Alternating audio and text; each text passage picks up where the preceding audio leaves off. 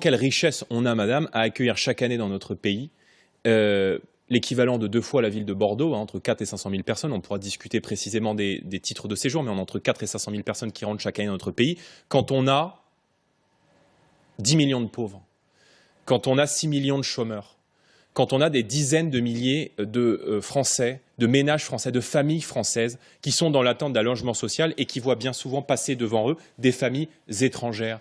Moi, je nie cet argument qui consiste à dire qu'on a besoin de l'immigration pour répondre à des besoins économiques. Le taux de chômage des étrangers, il est d'après l'INSEE 2 fois supérieur en 2020 par rapport... C'est pour ça que ce rapport, il fait la différence entre l'immigration du regroupement familial et l'immigration du regroupement qualifié, du travail, c'est-à-dire faire venir une immigration. C'est Gérard Larcher, je crois, il y a 3 semaines dans le JDD, qui disait pourquoi pas une politique d'immigration pour le travail avec pays choisis, compétences repérées selon les qualifications.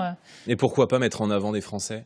Pourquoi pas aller fabriquer demain les futurs ingénieurs? Pourquoi pas relancer la natalité plutôt que de faire appel à l'immigration? C'est un vrai choix de société. Mais moi, ce que je déplore, c'est que, j'ai déjà eu l'occasion de le dire, il y a 160 000 jeunes en moyenne qui partent chaque année. Parce que la France n'offre plus le cadre professionnel, économique, social pour permettre à la jeunesse française de vivre et de travailler au pays.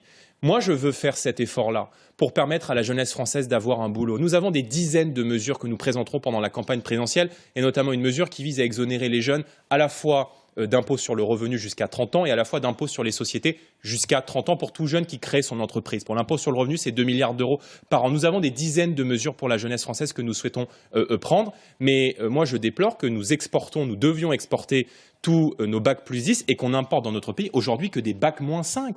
Parce qu'elle est là la réalité. Il y a 38% dans le même rapport que vous citez, il y a 38% des immigrés qui ont un niveau, qui sont arrivés dans notre pays, qui sont comptabilisés comme immigrés au sens de l'INSEE et qui ont un niveau d'études égal ou inférieur au brevet des collèges. Donc il faut arrêter avec ce mythe de « on a besoin de l'immigration pour faire le travail que les Français ne veulent pas faire ». On a 6 millions de chômeurs. Vous ne croyez pas qu'on peut trouver les futurs talents dans notre pays parmi les 6 millions de chômeurs? Alors c'est vrai, c'est un choix de société. C'est un choix de société. Soit relancer la natalité, soit faire des efforts de valorisation des filières professionnelles, soit accompagner les jeunes qui veulent créer une entreprise, vivre et travailler en France, ou faire appel à l'immigration. Eh bien, Marine Le Pen fait le premier choix.